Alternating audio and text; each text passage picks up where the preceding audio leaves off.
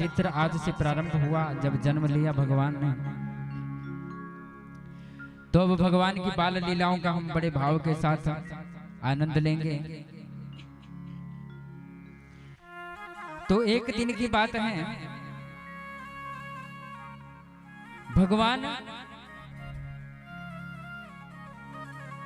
बाल्यावस्था में बड़े प्यारे लग रहे हैं चारों भाई, और अयोध्या वासियों में इतनी प्रसन्नता है।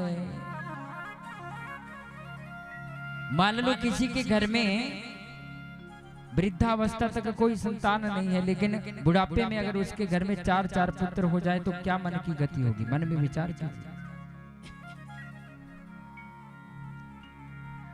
और पूरे 1 महीना तक भगवान सूर्य नारायण एक ही स्थान पर खड़े होकर के भगवान नारायण का दर्शन करते, श्री राम के रूप में, बाल्य रूप में। क्योंकि सूर्यवंशी है ना भगवान। तो 1 महीना तक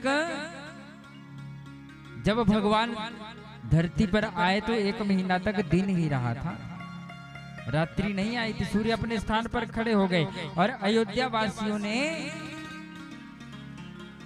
इतने हवन यज्ञ किए कि हवन यज्ञ का जो धुआं होता है ना, वो आसमान में इकट्ठा हो गया और अंधेरा, और दिन को ही अंधेरा दिखने लग गया। दिन के 12 बजे प्रभु आए थे और दशरथ जी ने नाल छेदन से पहले ब्राह्मण देवताओं को, संतों को, गौओं को इतना दान प्रचुर मात्रा में दिया। चक्रवर्ती सम्राट। ये हमारे भारत देश की परंपराएं हैं, संस्कृति है कि जब घर में बेटा या बेटी, कोई भी बच्चा पैदा होता है तो पहले दान पुण्य करते हैं। लेकिन आजकल हम लोग क्या करते हैं पता है आपको? अच्छा, आपके घर में कोई संतान होती है तो आप सबसे पहले कहाँ जाते हैं? आप उत्तर देना मेरे प्रश्न का। भाई लोग, माताएं तो चलो घर में ही रहती है, व्यवस्था दिखती है, लेकिन भाई लोग कहाँ जाते हैं? मंदिर में जाते हैं। कहाँ?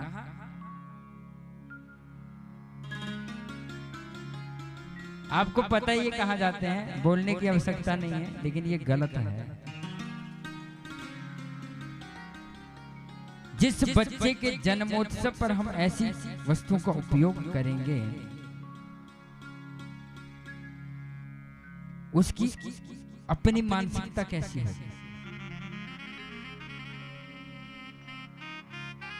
अवगुण कहीं बाहर नहीं मिलते, हम अपने घरों में स्वयं बनाते हैं।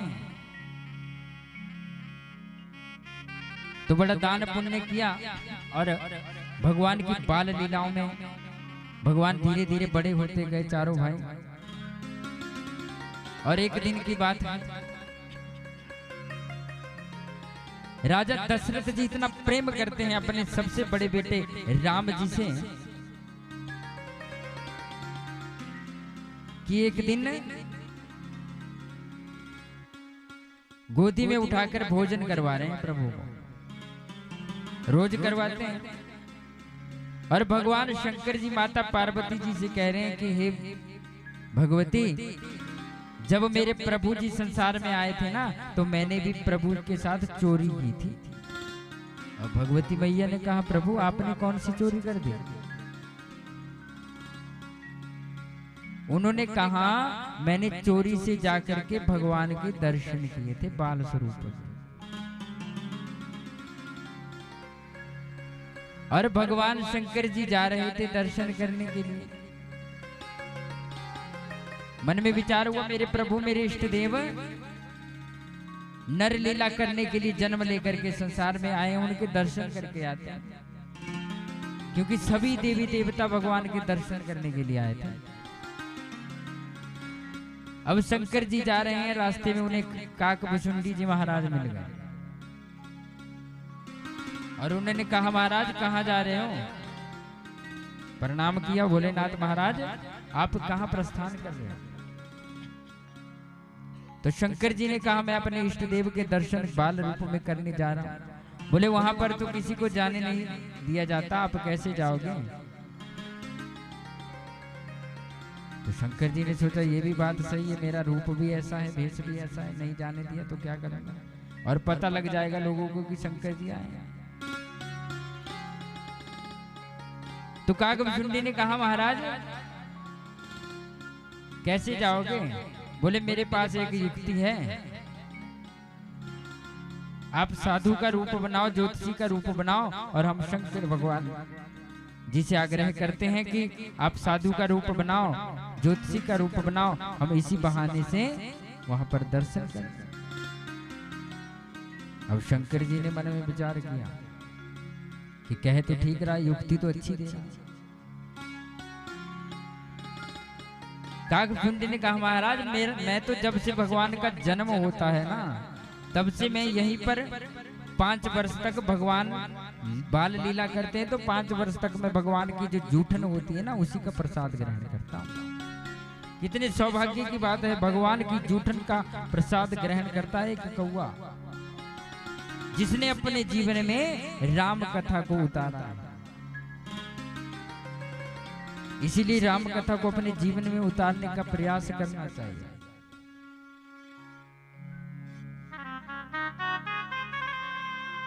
सभी माताएं क्या सोचती है, हम पुरुष भाई भी क्या सोचते हैं कि हमारे घर में कौन पैदा हो, राम जैसा पुत्र पैदा हो, सभी सोचते हैं ना।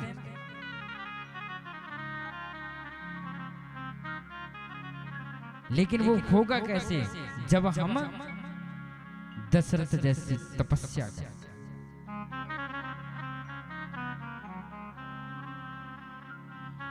तो दोनों ने ज्योतिषी का रूप शंकर भगवान ने बनाया और चेले का रूप बना लिया काकभुसुंडी जी ने, और चले दर्शन करने। बोली शंकर भगवान की जय। अब आगे आगे जा रहे हैं तो, और चेला जो शिष्य साथ में था वो कह रहा है कि ये बहुत बड़े काशी से आए हुए बहुत बड़े ज्योतिषी है महाराज, इनकी सभी भविष्यवाणियां सटीक है, बिल्कुल सच्ची होती है, और शंकर इनका नाम है, ज्योतिषी शंकर। अब चले गए, दोनों जा रहे हैं आगे। नगर में प्रवेश से पहले दासियों ने रोक दिया, महाराज कहाँ जा रहे हो? लेकिन भगवान शंकर ने पूरे अयोध्या में ऐसे ऐसे लोगों का ज्योतिष, अब भगवान शंकर तो त्रिकालदर्शी है, उनको तो भूतकाल का, भविष्य काल का और वर्तमान का सब पहले से ही पता होता है। सबका ज्योतिष लगाया और इतनी प्रख्याति हो गई कि राजमहल तक बात पहुंच गई कि बड़ा अच्छा ज्योतिषी आया। अब कौशल्या मैया ने सोचा क्यों ना हम भी अपने बच्चों का थोड़ा दिखा लें, लेकिन वहां पर जाने ही नहीं दे। जो दासियां वहां पे खड़ी हुई थी दरवाजे में, वो आगे प्रवेश नहीं करने दे भगवान शंकर। कहती है कि महाराज यहां पर आप नहीं जा सकते। शंकर जी ने कहा कि मुझे जाना है, बहुत आवश्यक है, और बच्चे का ज्योतिष लगाना है, उसका भविष्य देखना है। तो उन्होंने कहा कि एक व्यक्ति जा सकता है। तो शंकर जी कहते हैं जैसे राम चाहते हैं वैसे हो जाएगा। शंकर जी ने सोचा अपना काम तो बन गया, काकभुसुंडी जी रह जाएंगे पीछे। और काकभुसुंडी ने, चेले ने हाथ पकड़ लिया पीछे से, कहता है अच्छा गुरुजी, बड़ी चालाकी युक्ति हमने बताई और मुक्ति आप प्राप्त कर रहे हो, ये तो गलत बात है। इतने में एक दासी आई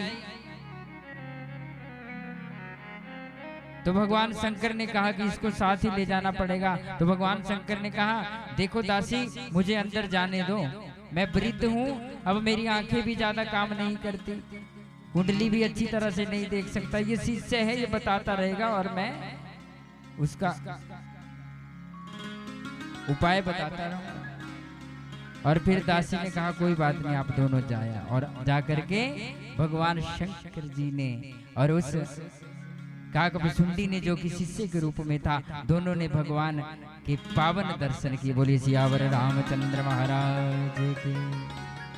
और जैसे कि दर्शन किए भगवान शंकर ने, समाधि लगनी प्रारंभ हो गई, क्योंकि अपने इष्ट के दर्शन जब बाल रूप में देख रहे हैं तो बार बार समाधि से अपने मन को खींचते हैं, लेकिन बार बार समाधि लग रही है, क्योंकि इतना सुंदर स्वरूप भगवान है।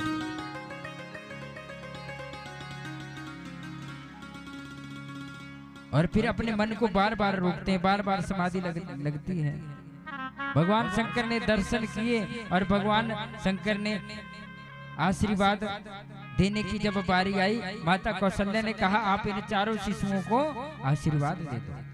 अब भगवान शंकर सोचते हैं कि मैं आशीर्वाद अपने इष्ट को कैसे दे सकता हूं, क्योंकि राम जी भगवान शंकर को इष्ट मानते हैं और शंकर जी भगवान राम को। ये दोनों एक ही है, इनमें कोई भेद नहीं है। तो आइए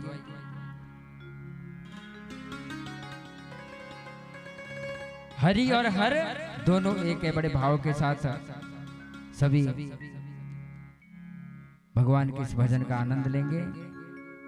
हरि हरे एक है दोनों, हरि हर एक है दोनों, ना ये कम है ना वो कम है। हरि हर एक है दोनों, ना ये कम है ना वो कम है। हरि हर एक है दोनों, ना ये कम है ना वो कम है। ताली सेवा बड़े भाव से।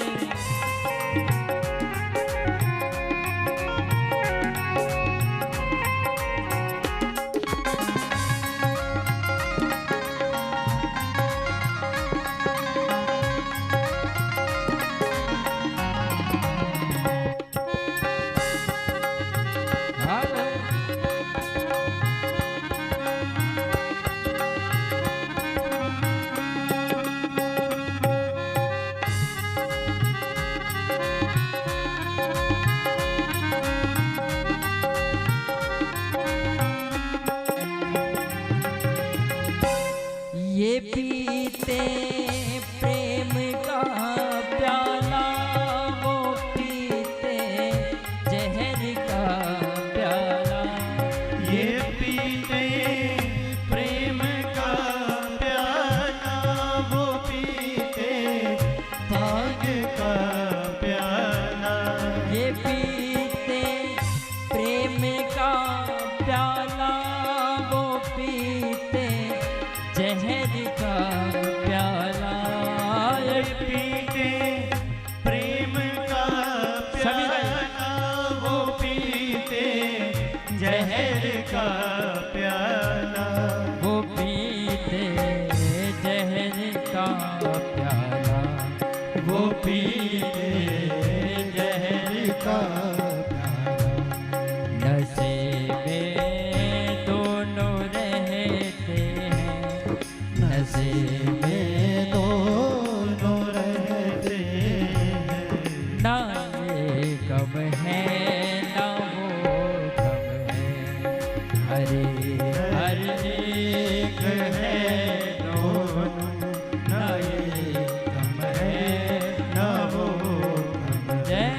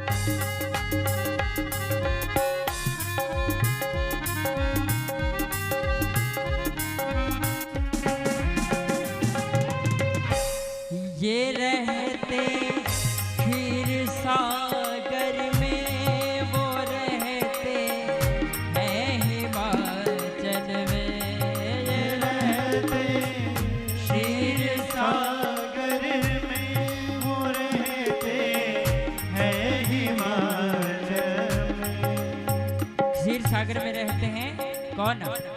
भगवान नारायण यानी राम। और भगवान शंकर कहाँ रहते हैं? हिमाचल में कैलाश, श्रीखंड कैलाश, मणिमहेश, किन्नर कैलाश, पंच कैलाश है ना, वहीं पर भगवान शंकर जी रहते हैं। ये रहते क्षीर सागर में, वो रहते हैं हिमाचल में। ये रहते क्षीर सागर में, वो रहते हैं हिमाचल में। वो रहते हैं हिमाचल में, वो रहते हैं हिमाचल ससुर घर दोनों रहते हैं, ससुर घर दोनों रहते हैं। ना ये कब है ना वो कब है, हरे हर एक है दोनों, ना ये कम है ना वो न ये कब है न वो कब है, न ये कब है न वो कब है, न ये कब है न वो कब है, न ये कब है न वो कब है, न ये कब है न वो कब है। हरे एक है दोनों, ना ये कम है ना वो कम है। ताली है दोनों, ना ये कम है ना वो हरे राम राम राम हरे हरे, हरे राम राम राम हरे हरे। हरे कृष्णा कृष्णा कृष्णा कृष्णा हरे राम राम राम हरे हरे, हरे राम। सभी का ओ हरे कृष्णा कृष्णा कृष्णा हरे हरे, हरे कृष्णा हरे हरे, कृष्णा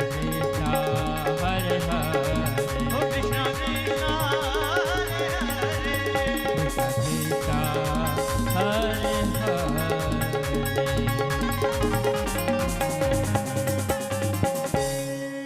बोलिए भक्तवत्सल भगवान की जय हो। तो हरि और हर दोनों एक है, ना ये कम है ना वो कम है। एक ने तो सिंधु को डांटा, समुद्र जब लंका को पार करने के लिए गए थे ना भगवान सेना को लेकर, तो समुद्र देवता रास्ता नहीं दे रहे थे। 2-3 दिन हो गए प्रार्थना करते हुए, लेकिन उन्होंने रास्ता नहीं दिया। तो भगवान ने अपना धनुष बाण निकाला और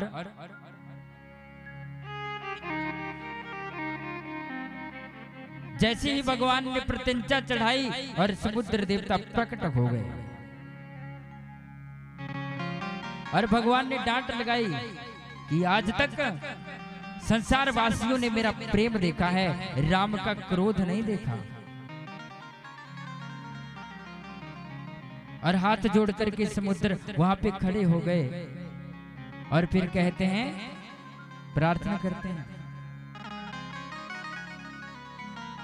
कि ढोले गवारी शूद्र पशु नारी, ढोले गवारी शूद्र पशु नारी, सकल ताड़े लागे अधिकार, सकल ताड़े लागे अधिकार।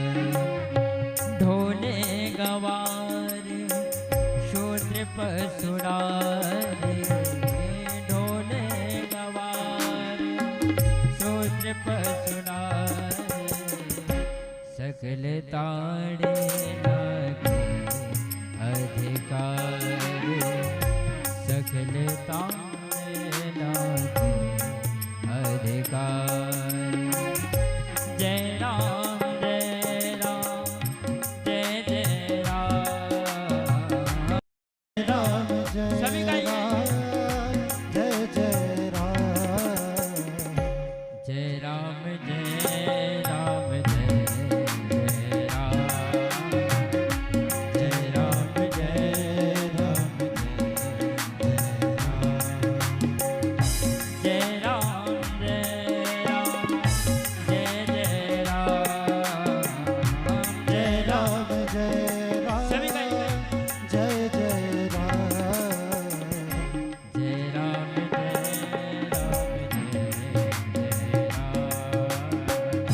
जय राम, जय राम जय राम जय राम। समुद्र देवता ने प्रार्थना की कि प्रभु ढोल गवार सूत्र पशु नारी सकल ताड़ना के अधिकारी। अब व्याख्याकारों ने अपने अपने मत के अनुसार इस चौपाई का वर्णन किया है।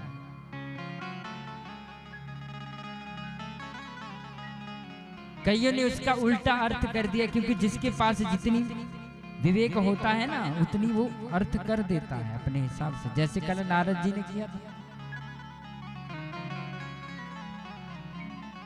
नारद जी को वो कन्या अच्छी लगी और उस कन्या के सुंदरता के पीछे नारद जी ने ज्योतिष को उल्टा बोल दिया। और वैसे ही कुछ समाज में, हमारे समाज में कुछ ऐसे विद्वान होते हैं, चलो हम सबका आदर करते हैं, किसी को हम गलत नहीं कहेंगे, लेकिन इस चौपाई का अर्थ गलत कर दिया है। कहते हैं ढोल गवार सूत्र पशु नारी सकल ताड़ना मारने को कहते हैं, ऐसा उन्होंने अपने मत से इसका वर्णन किया, लेकिन इसका अर्थ ये नहीं है। ताड़ना कहते हैं देख रेख। ढोल को अगर हम देख रेख में नहीं रखेंगे तो ढोल अच्छी तरह से बजेगा नहीं, उसकी मेंटेनेंस जरूरी होती है। और गवार कहते हैं अनपढ़ को, जो अज्ञानी है, जिसे अच्छे बुरे का पता नहीं होता, अगर उसे देख रेख में ना रखे तो पता नहीं क्या उपद्रव कर देगा। गवार जो व्यक्ति होता है अगर आंखों के सामने नहीं हो तो वो पता नहीं क्या कर देगा। देख रेख। शुद्र कहते हैं सेवादार को, सेवादार को भी अगर आंखों के सामने नहीं रखे तो पता नहीं कुछ धन में हेरा फेरी कर दे या कुछ अपनी मनमर्जी करेगा, थोड़ा देख रेख होनी चाहिए। और नारी कहते हैं स्त्री को,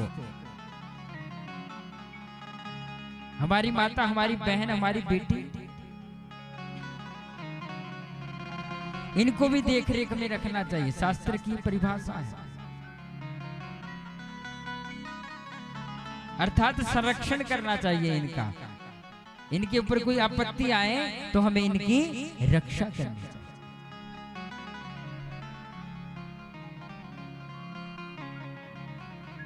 तो समुद्र देवता हाथ जोड़ करके खड़े हो गए, महाराज मैं तो गवार हूं, मुझे क्षमा कर दीजिए।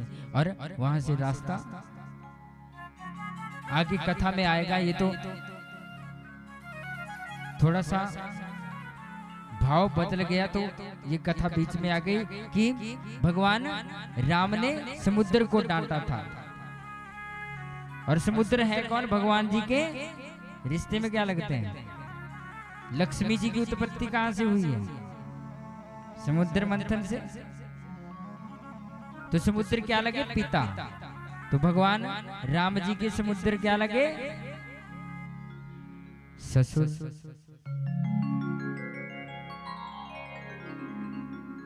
और भगवान शंकर जी के ससुर राजा दक्ष थे।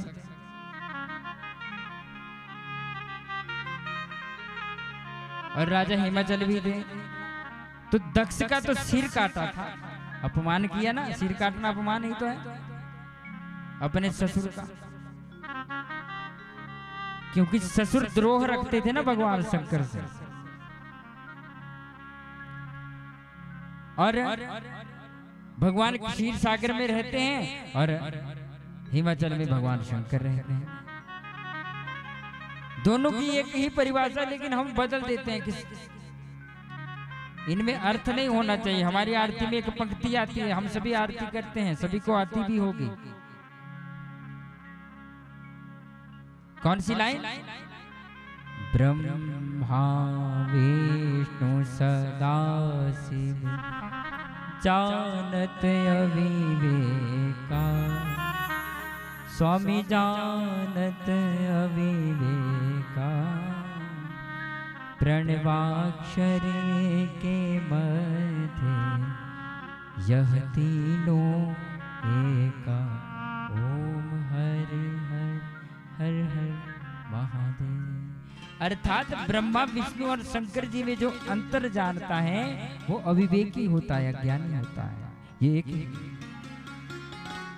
तो भगवान दर्शन करने जैसे गए तो भगवान की शुद्ध बुद्ध खो जाती है। और आशीर्वाद की जब बात आई तो भगवान मन में कहते हैं कि ये तो मेरे इष्ट हैं, मैं इनको कैसे आशीर्वाद प्रदान करूंगा।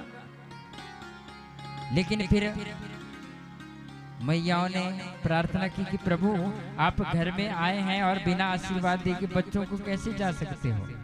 तो भगवान ने जैसे ही स्पर्श शीश को, राम जी के शीश को जैसे ही स्पर्श किया, घोर आनंद में भगवान शंकर डूब गए। बोले शंकर भगवान की जय। जिनका हम ध्यान करते हैं वो हमारे सामने अगर आ जाएं तो हमारी क्या स्थिति होगी। जिनसे हम प्रेम करते हैं ना, वो हमारे सामने आ जाएं तो हमारी क्या स्थिति होगी। और भगवान की तो परिभाषा ही ये है कि वो प्रेम से ही प्रकट होते हैं। हरि व्यापक सर वत्र समाना, हरि व्यापक सर वत्र समाना, प्रेम ते प्रगट होहि मैं जाना, प्रेम से प्रगट होहि मैं जाना।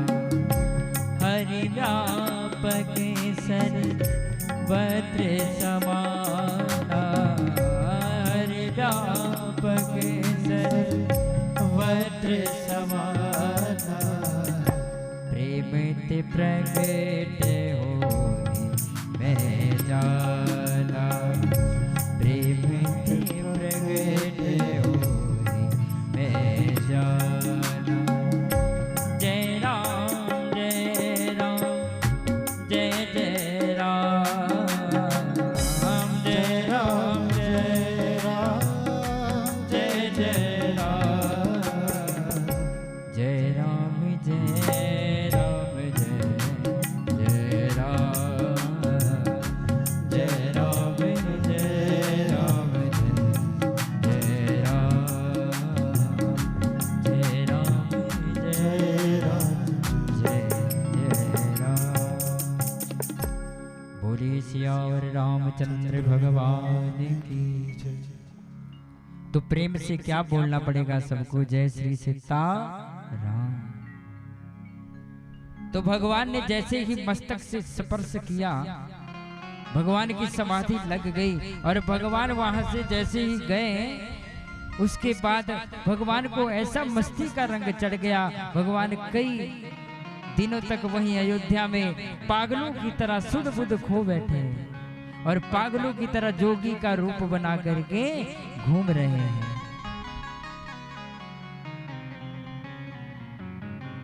क्योंकि उनके तो हृदय में हर वक्त भगवान राम जी रहते हैं।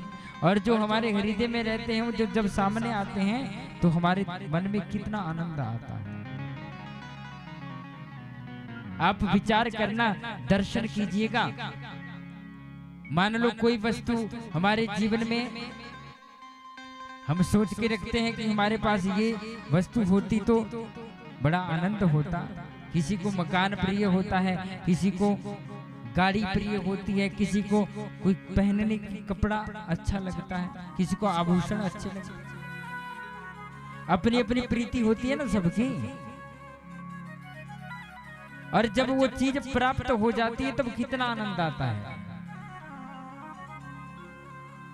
जिस वस्तु की हम परिकल्पना करते हैं वो जब हमें प्राप्त हो जाती है तो कितना आनंद आता है।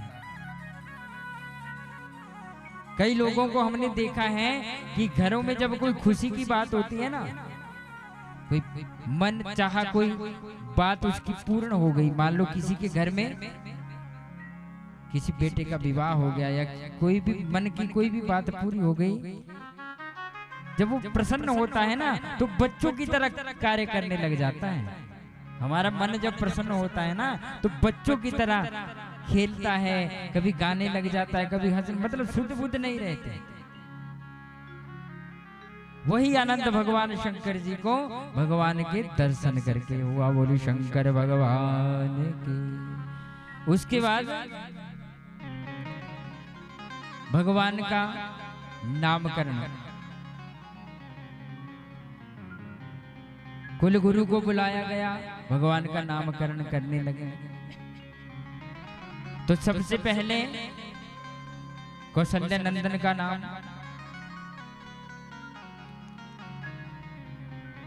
तो उनका नाम महर्षि वशिष्ठ जी ने ध्यान लगा करके देखा कि ये तो संसार के कण कण में विराजमान है। राम रामेति रामेति रमे रामे मनोरमे।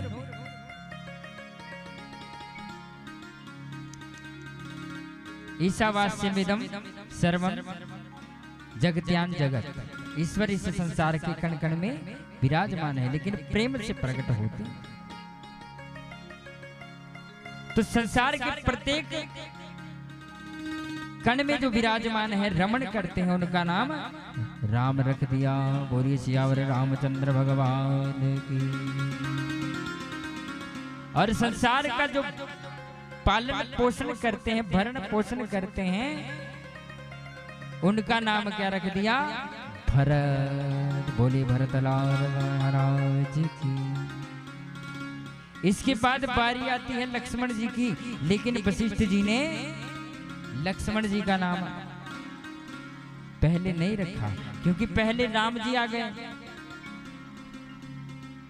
उसके बाद भरत जी और उसके बाद लक्ष्मण जी है। लेकिन उन्होंने शत्रुघ्न का, ये शत्रुओं का, इनके नाम स्मरण करने से शत्रुओं का विनाश हो जाएगा, इसलिए इनका नाम शत्रुघ्न। बोले शत्रुघ्न लाल की।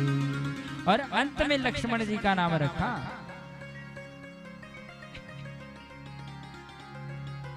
क्योंकि उनको पता था कि राम और लक्ष्मण का जीवन में एक साथ ही निर्वाह होगा। बोलिए सियावर रामचंद्र भगवान। अब उसके बाद बाल लीलाएं, नामकरण हो गया। उसके बाद महाराज दशरथ जी ने नामकरण के ऊपर भी बहुत सारे ब्राह्मण देवताओं को बुलाया, साधु महात्माओं को बुलाया और उन्हें बहुत दक्षिणाएं, बधाइयां दी।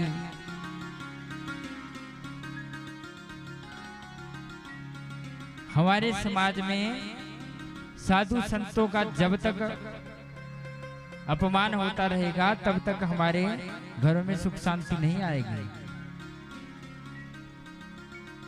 हमने अपने बच्चों को क्या शिक्षित किया है? हमने बच्चों को पता क्या शिक्षा दी है?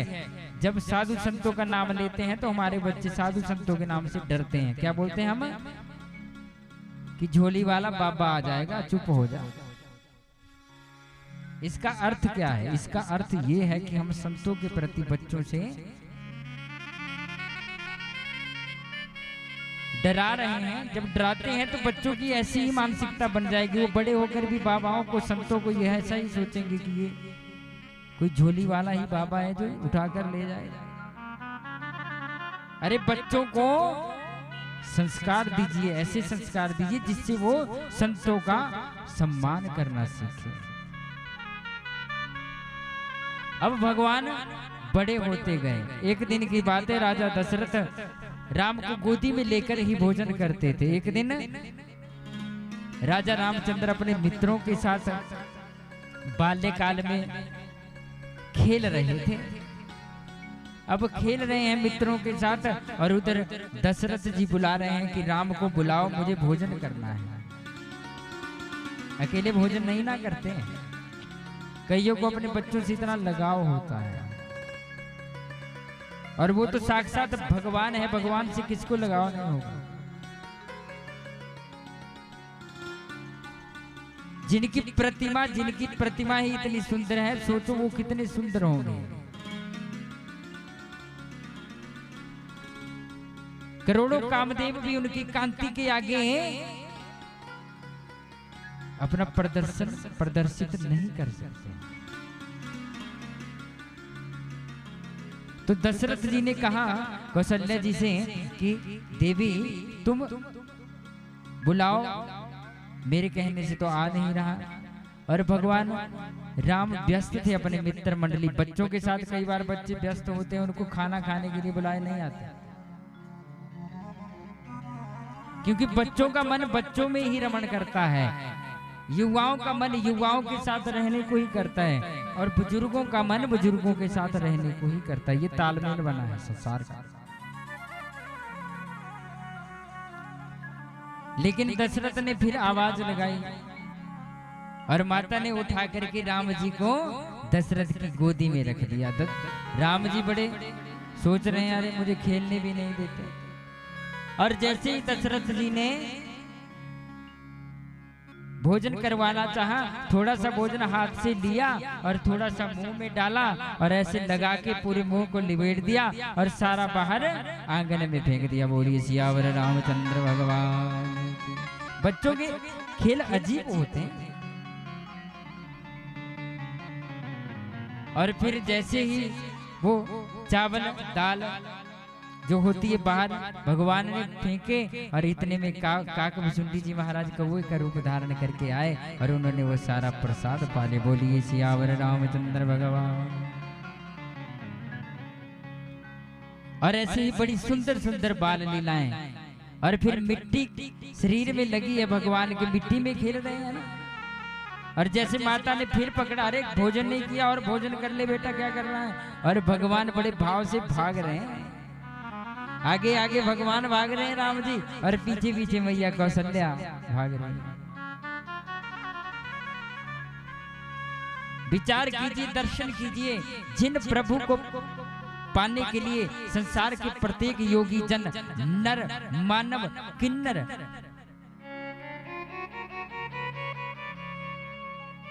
चराचर जगत के जितने भी जीव जंतु हैं भगवान के पीछे भागते हैं कि प्रभु हमें मिल जाओ। आज वो प्रभु एक माँ की ममता के पीछे भाग रहे हैं।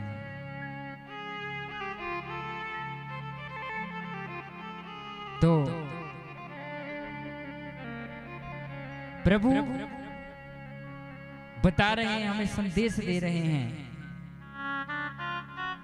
कि मैं भक्तों के अधीन हूं। जो भक्त मेरी सच्चे मन से अर्चना करता है, वंदन करता है, मैं उसके लिए हर रूप धारण करने के लिए तैयार हूं।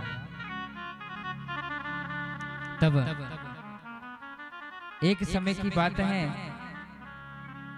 राम लक्ष्मण भरत शत्रुघ्न अयोध्या में सरयू नदी के किनारे गेंद के साथ खेल रहे थे, कंदुक क्रीड़ा कर रहे थे, गेंद के साथ खेल रहे थे। अब 4 भाई है तो 2-2 का जोड़ा बनेगा, 2 इस तरफ आएंगे 2 उस तरफ, तब ही खेल खेला जाएगा। तो लक्ष्मण जी कहते हैं प्रभु से कि प्रभु आप मुझे अपने पक्ष में रखिएगा। अर्थात लक्ष्मण जी कहते हैं कि प्रभु आप मुझे कभी अपने से दूर मत करिएगा। भाई हो तो लक्ष्मण जैसा हो, भरत जैसा हो, शत्रुघ्न जैसा।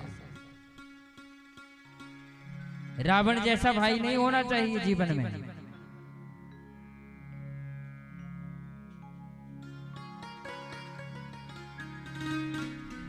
एक भाई दूसरे भाई के साथ जो व्यवहार करता है ना, वो सौम्य होना चाहिए।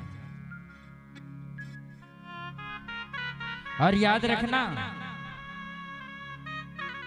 धोखे का परिणाम, धोखे का जो फल होता है वो धोखा ही होता है। आज नहीं तो कल मिलेगा। जिसने जिसको धोखा दिया है ना, एक ना एक दिन पछताना पड़ेगा। और याद रखना, हम एक बीज बोते हैं धरती माता में और उससे हजारों बन जाते हैं। हमने एक पाप किया है, उसके कितने कठिन परिणाम हमें भुगतने पड़ेंगे, इसका हमें ज्ञान अब नहीं है, लेकिन तब होगा। हम लोगों का दिखावा देखकर उनके पीछे लग जाते हैं। हम सोचते हैं कोई हमारे समाज में गलत कार्य कर रहा होता है और उसके सारे काम सफल होते जा रहे हैं। और एक सच्चा है कोई आप जैसा, ईमानदारी से काम करता है, वो दिन पर दिन बेचारा वहीं पे उसकी स्थिति है। हम सोचते हैं कि कुछ नहीं रखा है सत्य में, लेकिन ऐसा नहीं है। जो पाप कर्म करके आज आनंद ले रहा है ना, समझ जाओ उसके पीछे के पुण्य बचे हैं। जिस दिन वो पुण्य खत्म होंगे और यहाँ के पाप अब के और पिछले पाप इकट्ठे होकर के फिर ऐसा धमाका होगा ना, समूल नाश हो जाता है जो धोखा किसी के साथ करता है, समूल नाश। और भाई के साथ तो कभी बैर नहीं करना चाहिए।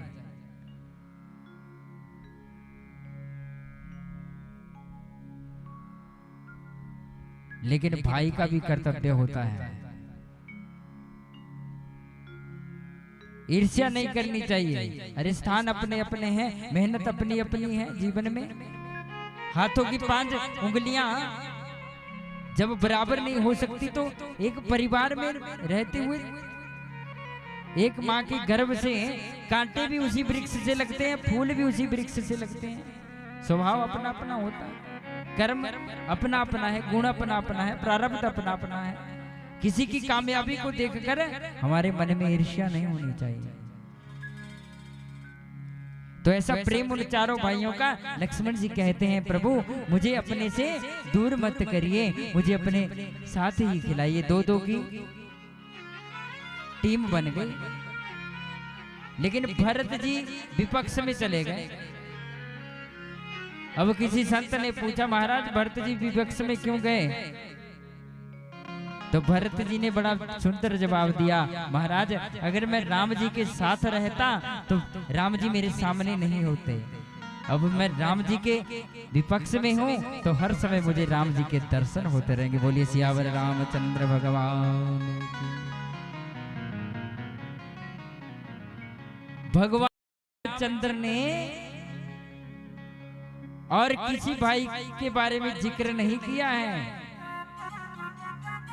हनुमान जी को क्या कहते हैं कि तुम मम प्रिया भरत सम भाई।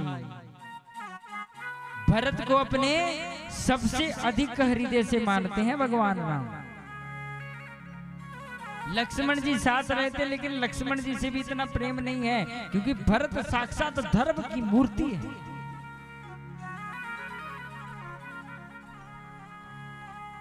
और धर्मो रक्षिति रक्षिता, जो धर्म की रक्षा करता है धर्म उसकी रक्षा करता है। अब खेलने लगे। अब जैसे ही गेंद पर प्रहार पांव से किया लक्ष्मण जी ने, तो सामने से शत्रुघ्न जी ने प्रहार कर दिया। और जैसे ही प्रहार किया और राम जी के चरणों में वो गेंद आ गई। अब राम जी के चरणों में गेंद आ गई तो भगवान ने प्रहार नहीं किया।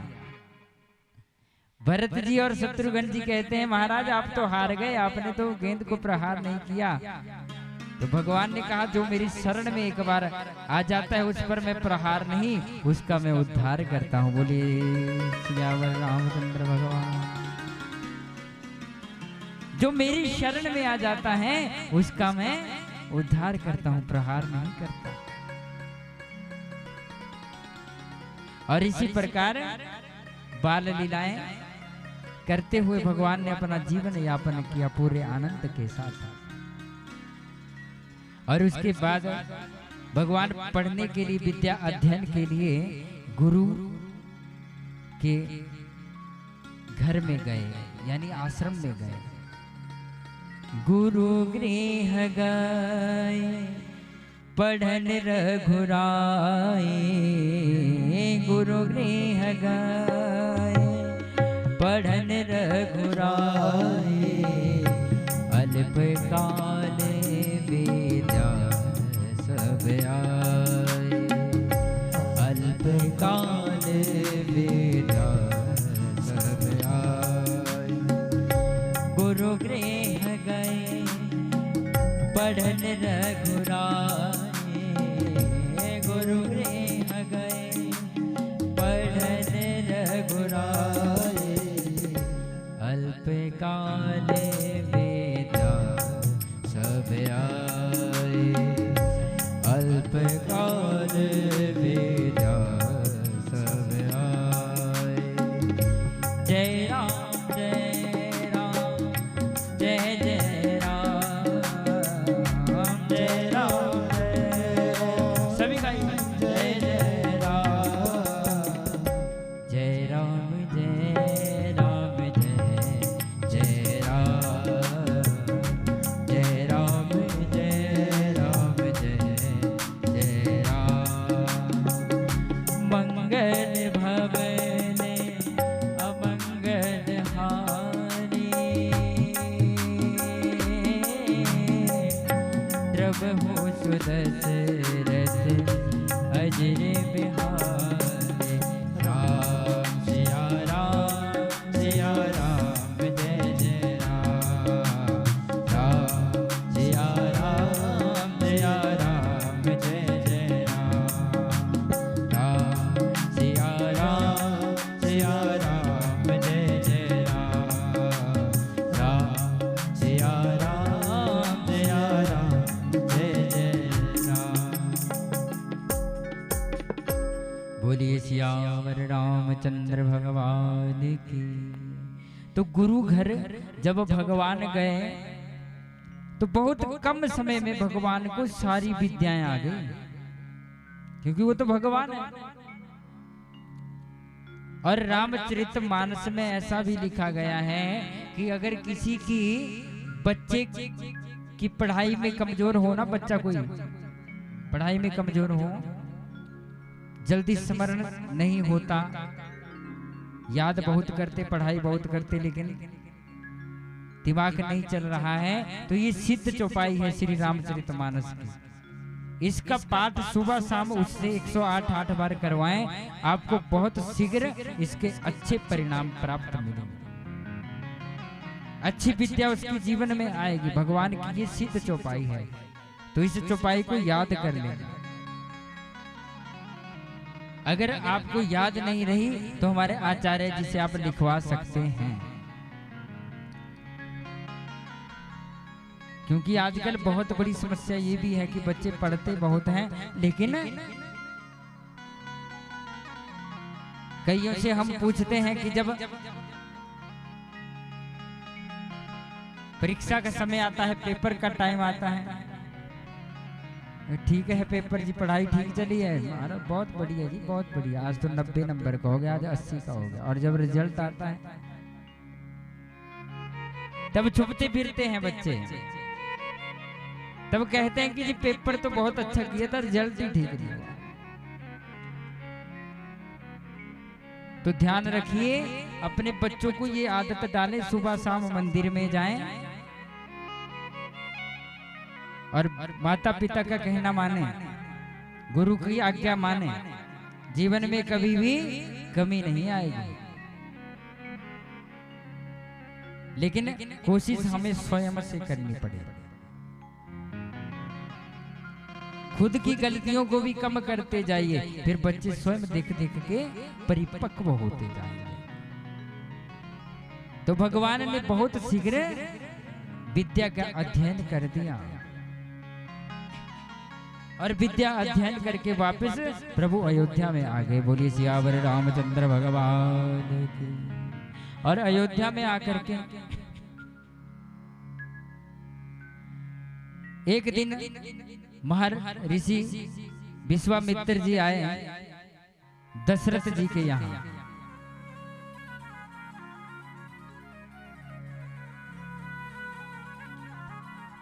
क्योंकि जो विश्वामित्र जी हैं वह बहुत ही सुंदर आश्रम में रहते हैं और वहां पर अपना हवन यज्ञ तप इत्यादि करते हैं, पूजा पाठ करते हैं। लेकिन मारीच और सुबाहु नामक के राक्षस, क्योंकि रावण ने ड्यूटी लगा रखी है ना राक्षसों की, कि जहां भी ब्राह्मण लोग पूजा पाठ कर रहे हैं वहां उनको बंदी बना करके ले आओ। जहां ऋषि मुनि यज्ञ कर रहे हैं उन यज्ञों को बंद कर दो, ये रावण ने कह रखा था।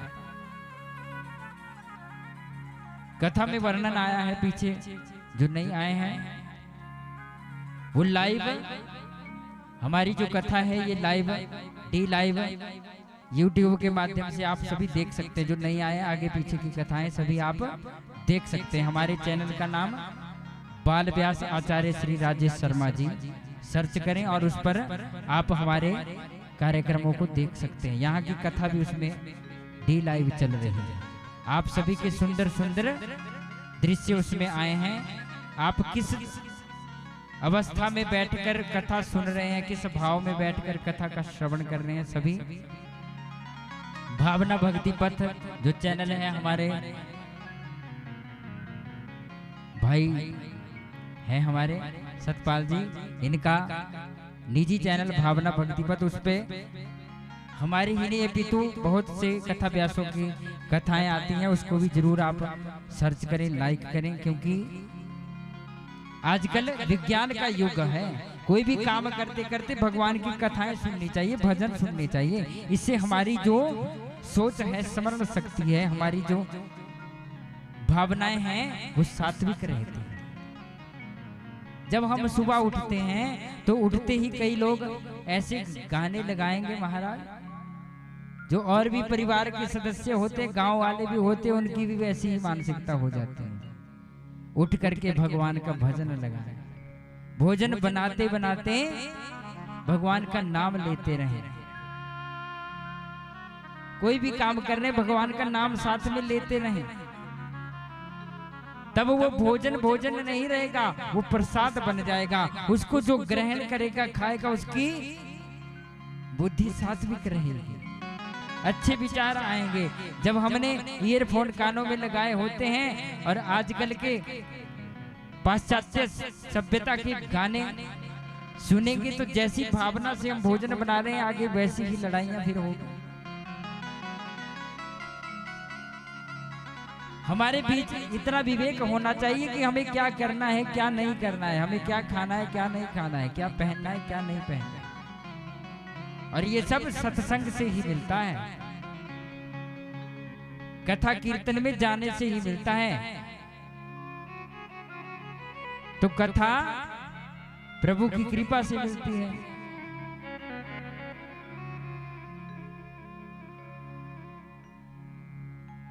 राम कृपा बिनु सुलभ ना सोई।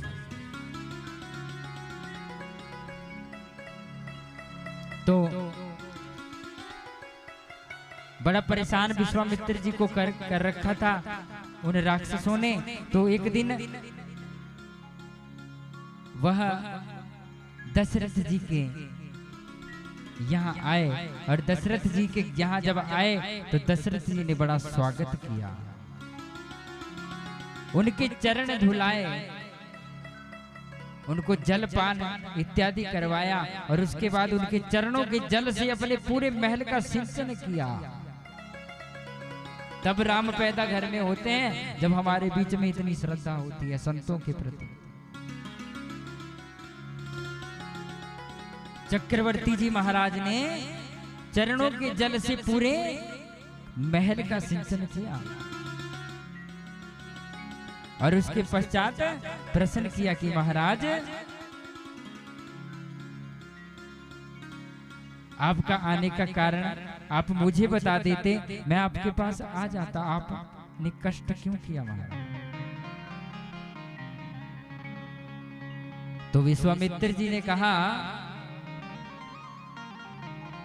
कि जहाँ जप जोग यज्ञ मुनि करहि जहाँ जप यज्ञ जोग मुनि करहि अति मारीच सुबाहु मोहि डरहि अति मारीच सुबाहु मोहि डरहि। जय राम जय राम जय जय राम जय राम जय राम जय जय राम जय राम जय राम जय जय राम जय राम जय राम जय जय राम जय राम जय राम जय जय राम।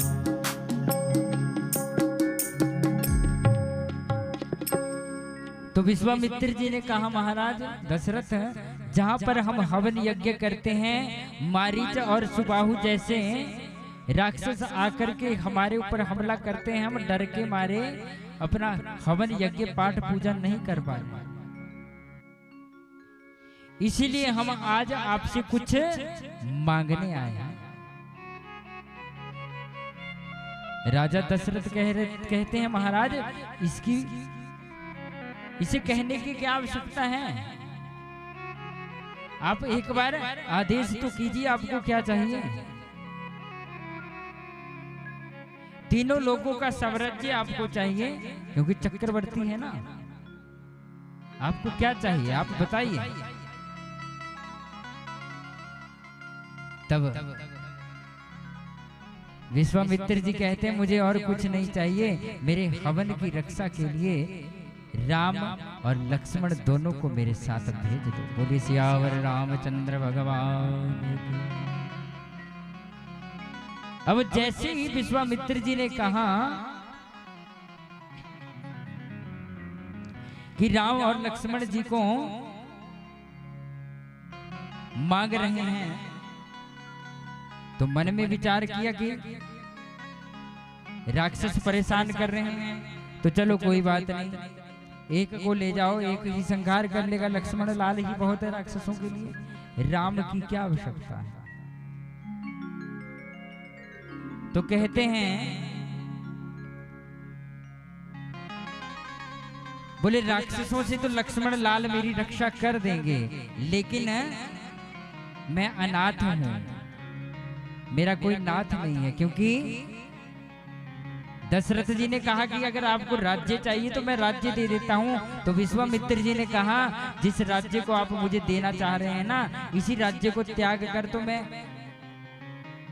साधु बना हूं, संत बना हूं, अब आप इस राज्य का लालच मुझे दे रहे हैं। मुझे राज्य नहीं, मुझे तो राम और लक्ष्मण ही चाहिए,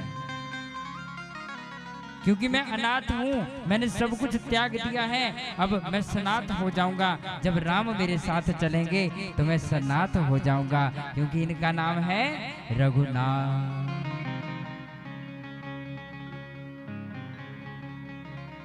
और फिर महाराज दशरथ ने कहा कोई बात नहीं, मैं आपको अपने दोनों पुत्र सौंप रहा हूं, लेकिन एक बात का स्मरण रखिएगा महाराज, आज से ये मेरे नहीं अपितु आपके पुत्र हैं। बोलिए सियावर रामचंद्र भगवान की। और एक संत की सेवा में महाराज चक्रवर्ती दशरथ ने अपने दोनों पुत्रों को भेज दिया। अब जैसे ही गए विश्वामित्र जी के साथ जा रहे हैं राम और लखन, और जाते जाते सबसे पहले जैसे ही मारीच और सुबाहु आए, भगवान ने एक प्रहार किया और मारीच जो था वो 100 योजन दूर जाकर के गिरा, और सुबाहु को भगवान ने प्रहार के साथ गोविंदाय नमो नमः, और मारीच और सुबाहु दोनों का भगवान ने उद्धार करके विश्वामित्र जी के यज्ञ की रक्षा की। और फिर विश्वामित्र जी मन में विचार करते हैं कि इनके लक्षण तो सभी परब्रह्म जैसे हैं, भगवान परब्रह्म जैसे हैं, लेकिन अगर ये परब्रह्म होंगे तो ये इनको मारेंगे नहीं, अपितु इनको तारेंगे। और भगवान के हाथों से जिसका मरण होता है वो तर जाता है। तो भगवान ने उनको मारा और उसके बाद उनको तारा। बोली सियावर रामचंद्र भगवान की। तो फिर आगे जैसे ही चले, आगे जाकर के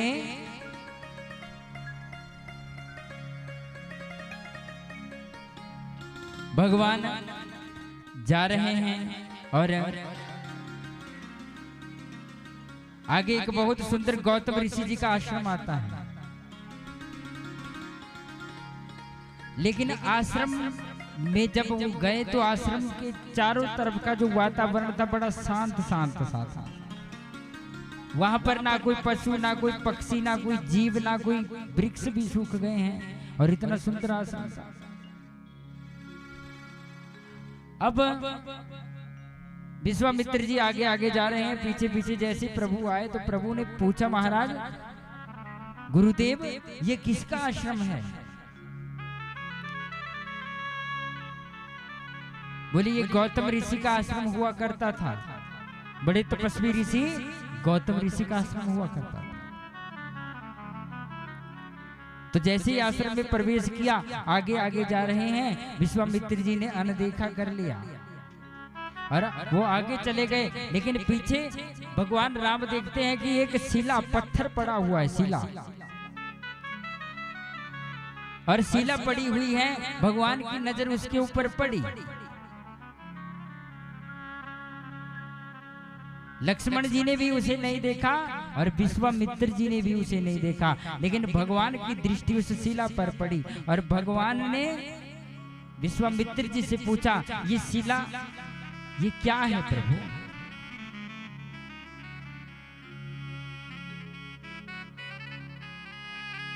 हे गुरुदेव ये शिला क्या है? तो विश्वामित्र जी ने कहा कि ये अहिल्या है। अहिल्या? कौन अहिल्या? देखिए लक्ष्मण जी ने भी उसको, पत्थर को नहीं देखा और विश्वामित्र जी ने भी नहीं, लेकिन भगवान की दृष्टि उस पर पड़ी। याद रखिए भगवान उसे देखता है जिसे संसार नहीं देखता, जिसे कोई भी नहीं देखता। हम सोचते हैं कि इसका कोई नहीं है, उसका भगवान होता है। वृंदावन के एक बहुत ही प्यारे संत हुए जो कि जन्मांध थे, आंखों से दिखाई नहीं देता था, जन्म से ही अंधे थे, लेकिन रोज भगवान बांके बिहारी के दर्शन के लिए जाते थे। रोज जाते थे, आंखों से दिखाई नहीं देता। तो एक दिन किसी ने मजाक कर दिया, महाराज आप तो सूरदास हो, आंखों से कुछ दिखता नहीं, आप जाकर के भगवान के दर्शन कैसे करते हैं? तो उस संत ने बड़ा सुंदर जवाब दिया कि ये तो आपको पता है, मुझे भी पता है कि मुझे दिखाई नहीं देता, मैं सूरदास हूँ, जन्मांध हूँ, मैं भगवान को नहीं देख सकता, लेकिन किसी दिन मेरे ऊपर तो भगवान की दृष्टि पड़ेगी। वो तो मुझे देखते हैं ना कि ये भी आता है मेरे मंदिर। ऐसा भाव होना चाहिए मन में। तो भगवान की दृष्टि उस पत्थर पर जैसे पड़ती है तो पूछते हैं कि ये कौन है? तो बोलते हैं गौतम ऋषि की पत्नी अहिल्या है। ये श्राप के कारण आज ये शिला बनी हुई है, पत्थर बनी। क्योंकि जो अहिल्या थी ना, वो स्वर्ग की बहुत सुंदर अप्सराओं में से एक थी और उसके मन में अपनी सुंदरता को देखकर एक दिन अभिमान आ गया उसके मन में कि मैं सबसे सुंदर हूं, देवराज इंद्र भी मुझ पर मोहित है। सोचिए।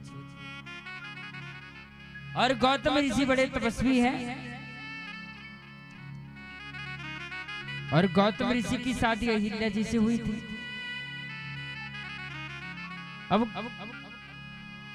जब किसी व्यक्ति से हमारा तप विफल करने में कोई प्रयोग नहीं चलता ना, कोई कोशिश हावी नहीं होती, तो हमारे घर पर आघात करता है, हमारी कमियों पर आघात करता है वो।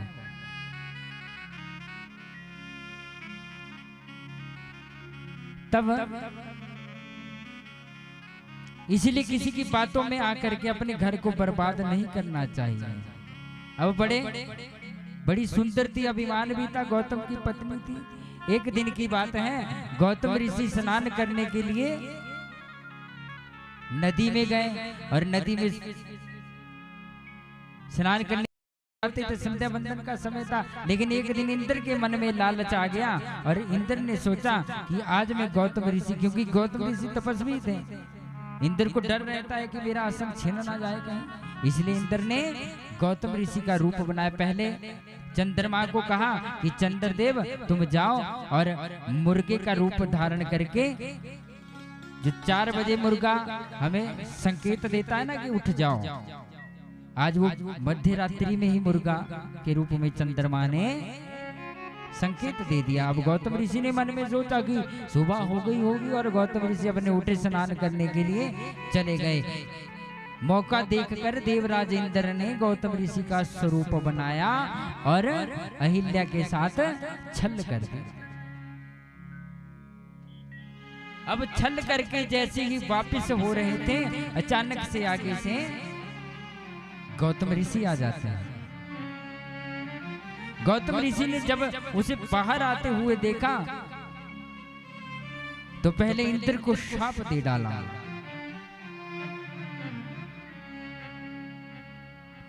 इंद्र को शाप दे दिया। उसके बाद अपनी पत्नी अहिल्या के पास गए, मन में विचार करते हैं कि ऐसी कौन सी मेरे प्रेम में कमी रह गई थी, जो आज तूने मेरे साथ इतना बड़ा विश्वासघात किया। और हाथ में जल लिया और भगवान का ध्यान करते हुए अपनी पत्नी को शाप दे डाला, जा पत्थर हो जा। और रोने लगी, गिड़गिड़ाने लगी, प्रभु मुझसे गलती हो गई, प्रभु हे पति परमेश्वर मुझसे गलती हो गई, मैं पहचान नहीं पाई, जबकि ये सत्य नहीं है, असत्य है। उसने पहचान लिया था कि ये, लेकिन उसको अपने रूप पर अभिमान था कि मैं सबसे सुंदर हूं, मेरी सुंदरता के पीछे देवराज इंद्र मोहित है।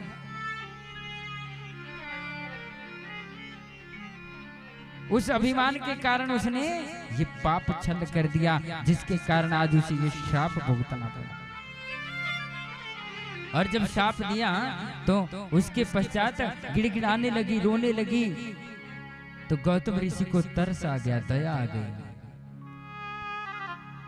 क्योंकि संतों का श्राप भी वरदान साबित होता है, शाप में भी कल्याण होता है। उन्होंने कहा तू पत्थर तो बन जा, लेकिन एक दिन भगवान राम त्रेता युग में आएंगे और उनके चरणों की रज से पुनः तुम्हें मनुष्य शरीर प्राप्त होगा, और फिर तुम अपने पति के धाम को जाओगी। बोलिए सियावर रामचंद्र भगवान।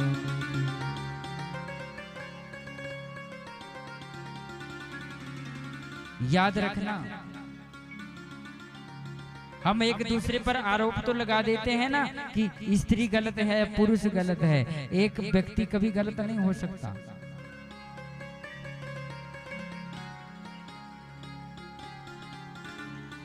दोनों में कमियां होती है, पुरुष में भी और स्त्री में भी। इसलिए अपने मन को वश में रखना चाहिए।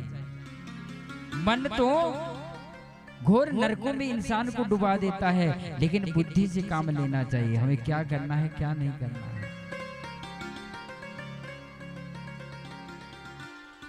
अगर एक पुरुष गलत रास्ते पर ना चले तो कोई स्त्री गलत रास्ते पर नहीं जा सकती, और अगर एक स्त्री गलत रास्ते पर ना जाए तो कोई पुरुष भी नहीं चल सकता। ये दोनों तरफ की बात होती है। इसलिए विशेष ध्यान मेरी माताओं, बहनों और बेटियों से विशेषकर यही प्रार्थना होगी कि अपने कुल पर कोई ऐसा दाग ना लगने दें जिससे हमारे कुल के बुजुर्गों को सिर नीचा करके चलना।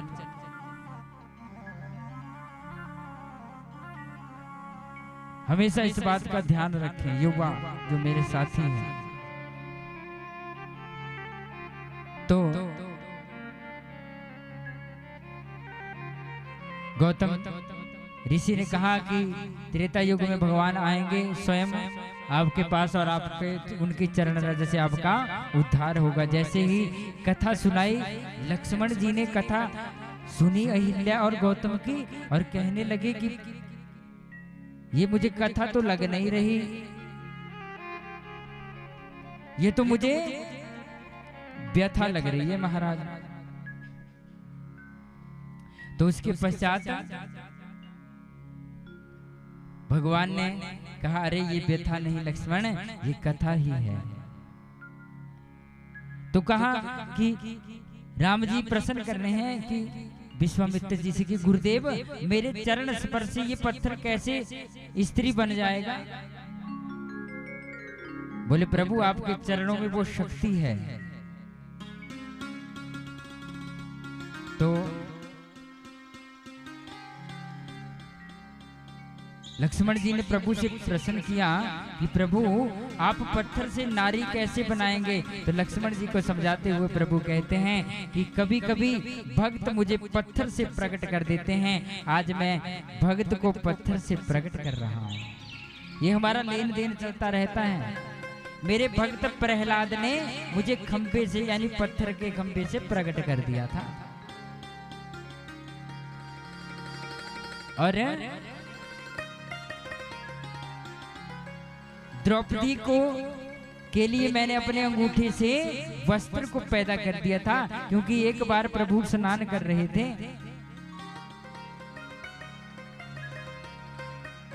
और प्रभु के हाथ में, श्री कृष्ण जी के हाथ में चोट लग गई और सभी महारानियां भागती है कोई फर्स्ट एड लेने के लिए। जैसे हमारे कहीं चोट लगती है तो सबसे पहले कोई हल्दी ढूंढता है, कोई पट्टी ढूंढता है, कोई कुछ जैसे अपना अपना उपचार होता है, वैसे ही सभी महारानियां महल की तरफ को भागी। लेकिन द्रौपदी वहीं पर थी और द्रौपदी ने अपनी बहुमूल्य साड़ी का एक पल्लू फाड़ा और बड़ी जल्दी से भगवान ठाकुर जी के हाथों में उस जख्म से लिपेट दिया। और भगवान कहते हैं कि हे बहना, तूने मेरे लिए इतना बड़ा बलिदान, इतनी महंगी साड़ी फाड़ करके मेरे जख्म।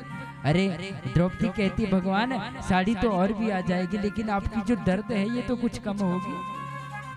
भगवान को बड़ी करुणा आई। भगवान ने कहा एक समय आएगा मैं इस साड़ी के पल्लू का तुम्हें हिसाब बराबर करके दूंगा।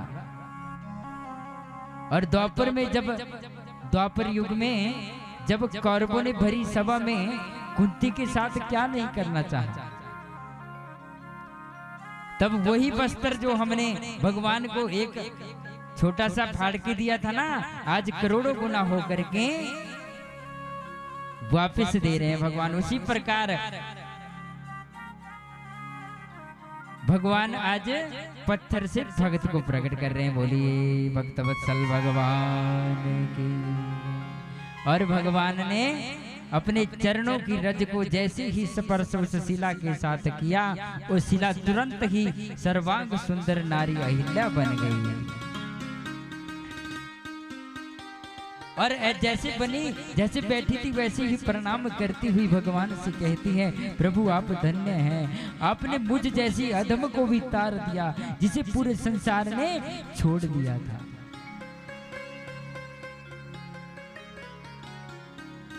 जिसका त्याग पूरा संसार कर देता है प्रभु, आज आपने मुझे अपना लिया। बोले वृंदावन बांके बिहारी लाल की। सियावर रामचंद्र भगवान की। तारा है सारा जमाना, श्याम हमको भी तारो। तारा है सारा जमाना, राम हमको भी तारो। हमको भी तारो राम, हमको भी तारो। हमको भी तारो राम, हमको भी तारो। हमको भी तारो राम, हमको भी तारो। हमको भी तारो राम, हमको भी तारो। ओ तारा है सारा जमाना, राम हमको भी तारो। तारा है सारा जमाना, प्रभु हमको भी जय हो। ताली से वो बड़े भाव से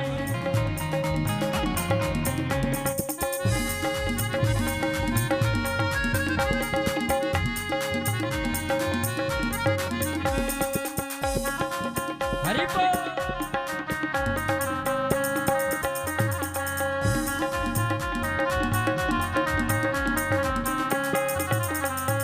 हमने सुना है तूने हिल्या को तारा। हमने सुना है तूने अहिल्या को तारा। हमने सुना है तूने हिल्या को तारा। हमने सुना है अहिल्या को तारा। ओ पत्थर का करके बहाना, श्याम हमको भी तारो। तारा है सारा जमाना, हमको भी तारो।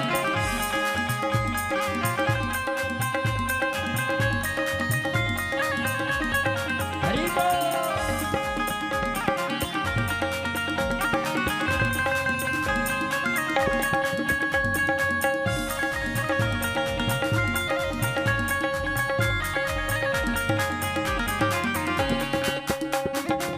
ताली।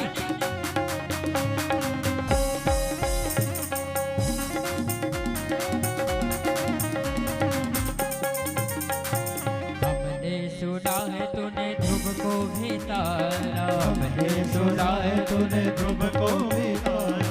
हमने सुना है तूने ध्रुव को भी तारा। हमने सुना है तूने ध्रुव को भी तारा। खंबे का करके बहाना, श्याम हमको भी तारो। तारा है सारा जमाना, प्रभु हमको भी तारो। ओ हमको भी तारो प्रभु, हमको भी तारो। हमको भी तारो प्रभु, हमको भी तारो। ओ हमको भी तारो प्रभु, हमको भी तारो। हमको भी तारो प्रभु, हमको भी तारो। ओ तारा है सारा जमाना, हरि हमको भी तारो। तारा है हमको भी जय हो।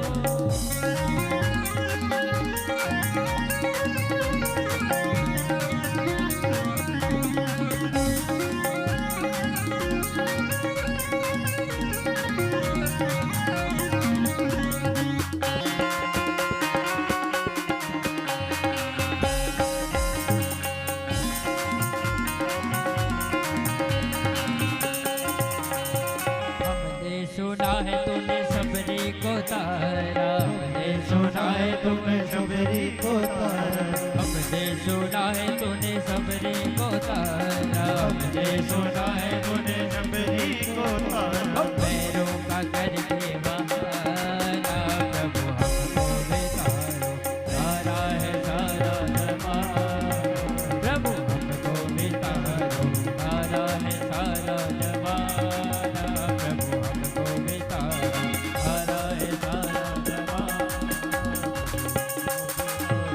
तारा है सारा जमाना, प्रभु हमको भी तारो। तारा है सारा जमाना, प्रभु हमको भी तारो।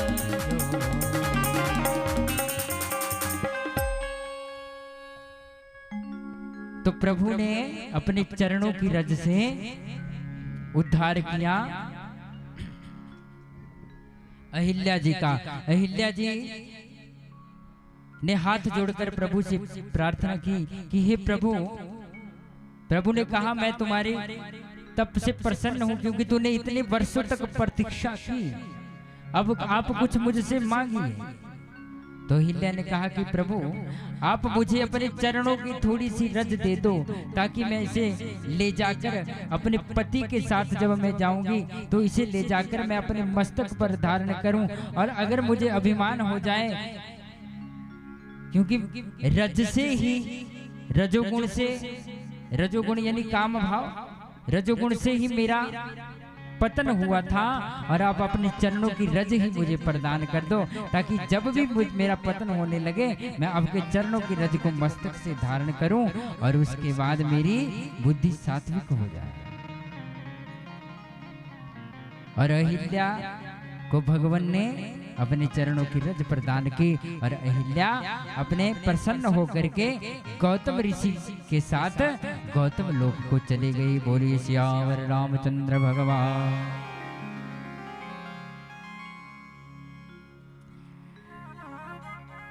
उसके बाद फिर प्रभु आगे गए, आगे जाकर के ताड़का नाम की राक्षसी मिली, और ताड़का को भगवान ने एक ही तीर से परलोक भेज दिया और अपने चरणों में स्थान दिया, और ताड़का का फिर भगवान ने उद्धार कर दिया। बोलिए सियावर रामचंद्र भगवान की जय। और फिर प्रभु आगे चलते चलते जनकपुरी के पास पहुंचे। कल भगवान का विवाह उत्सव है, और आज भगवान का प्रवेश जनकपुरी में हो जाएगा। तो भगवान के पास किसी ने, विश्वामित्र जी के पास कहीं से सूचना प्राप्त हुई कि राजा जनक के पास एक धनुष है, और उस धनुष को जो भी उठा करके उसकी प्रतंचा को तोड़ेगा, स्वयंवर में माता सीता जो कि जानकी है, जनक राजा की बेटी है, उसका विवाह उसके साथ कर दिया जाएगा। और निमंत्रण भी आया था विश्वामित्र जी को भी, तो विश्वामित्र जी ने अपने दोनों राम और लक्ष्मण शिष्यों को साथ लेकर के जनकपुरी में जाने का, मिथिला में जाने का विचार बना लिया। बोलिए सियावर रामचंद्र भगवान की जय। तो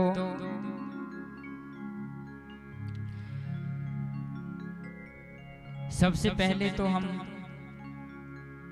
यहाँ पर जितने भी हमारे मातृशक्ति एवं हमारे भाई बुजुर्ग बच्चे अपने जीवन का वो कीमती समय निकाल कर इस भावमयी भगवान की गाथा को श्रवण करने के लिए आप सभी ने समय निकाला है, और मेरा विश्वास है आपने अगर भगवान के लिए 1 मिनट निकाला है तो भगवान आपके लिए 1000 मिनट की अच्छी व्यवस्था करेंगे। व्यासपीठ से हम आप सभी को साधुवाद देते हैं कि आपके मन में जो भी मनोकामनाएं हो भगवान उसे अवश्य पूर्ण करें, और अपने चरणों की भक्ति आपको प्रदान करें। और जिनकी कृपा दृष्टि से हम इस कथा को सुन पा रहे हैं, इस भव्य आयोजन का आनंद ले रहे हैं, मूल रूप से तो बजरंगबली जी है, भगवान राम जी है, लेकिन उन्होंने वो खुद धरती पर नहीं आ सकते, तो संतों के माध्यम से उन्होंने ये विचार हमारे बीच में डाला, और आप सभी के सहयोग से बाबा पहलवान गिरी जी के आशीर्वाद से इस भव्य राम कथा का आयोजन चल रहा है, हमें कृपा प्राप्त हो रही है। तो हम महाराज जी के चरणारविंद में कोटि कोटि नमन करते हैं। और चाणक्य नीति में भी एक श्लोक आता है, दारिद्र्य नाशम दानम भय दुर्गति नाशनम अज्ञान नाशिनी प्रज्ञा भावना भय नाशिनी।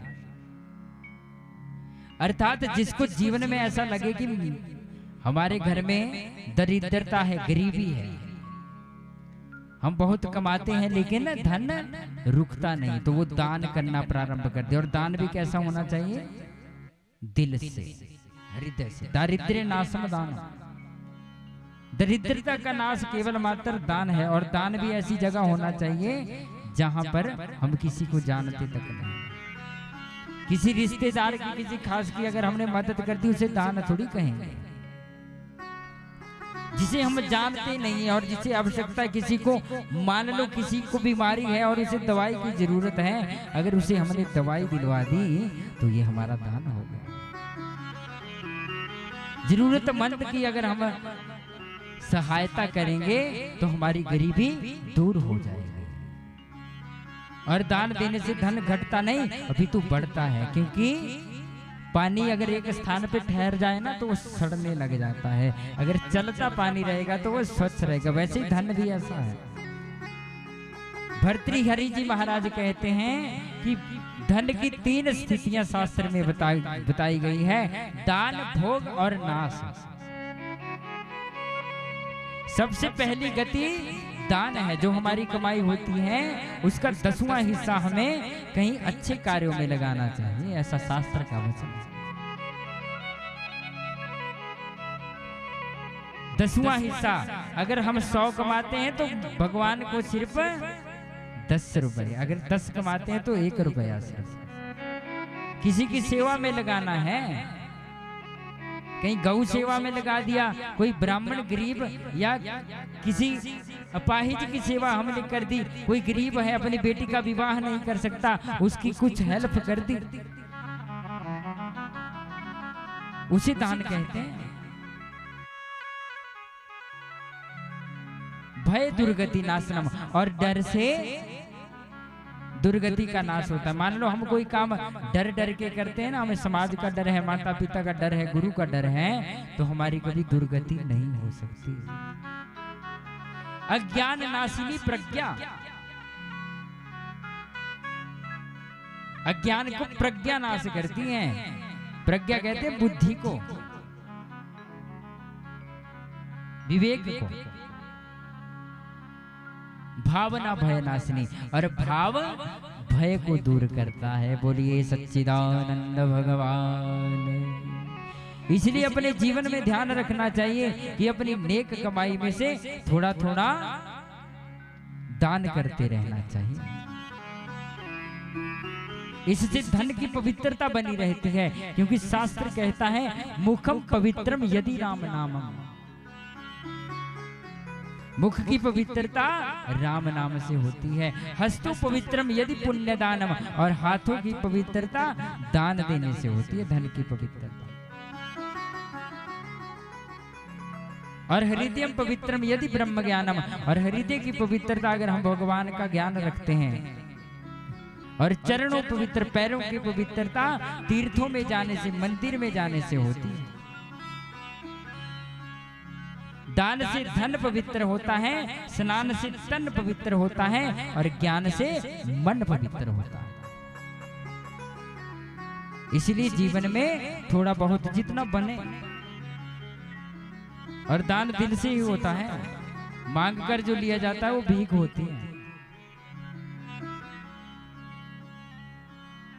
ब्राह्मण के जो कार्य होते हैं ना, दान करना, दान करवाना, यज्ञ करना, यज्ञ करवाना, शिक्षा ग्रहण करना और शिक्षा ग्रहण करवाना, ये 6 कर्म होते हैं ब्राह्मण के।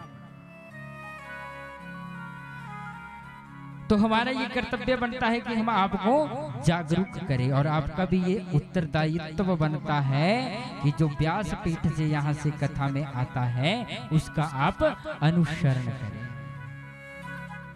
केवल मात्र अनुकरण नहीं, अनुसरण भी करें। सुनने मात्र से बात बनने वाली नहीं है। अब मान लो किसी से पूछ लिया जाए कि रसगुल्ले का स्वाद कैसा होता है, किसी ने खाया नहीं हो, उसे चित्र बता दिया जाए कि रसगुल्ले का स्वाद कैसा होता है, तो बता सकता है क्या? नहीं बता सकता। लेकिन जिसने खाया होगा वो बता सकता है। इसीलिए अनुसरण, ग्रहण करना है, कथा को सुनना ही नहीं है, इसे जीवन में उतारने का प्रयास करना है। एक एक रोज अवगुण छोड़ते जाओ।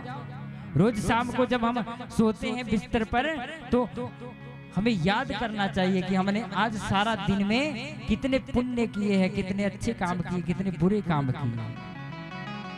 फिर धीरे धीरे उन कामों को कम करते जाओ, कम करते जाओ। एक समय ऐसा आ जाएगा आप पापों से मुक्त हो जाओगे। बोले सच्चिदानंद भगवान। लेकिन धीरे धीरे होगा। तो बड़े भाव के साथ हमने भगवान जी के पावन चरित्रों को श्रवण किया और आप सभी ने बड़े भाव के साथ, हमने सभी ने बड़े भाव के साथ भगवान की इस पावन गाथा को सुना। भगवान ने कैसे भक्तों के दुख, अहिल्या के दुख दूर किए और विश्वामित्र जी के साथ यज्ञों को पूरा किया।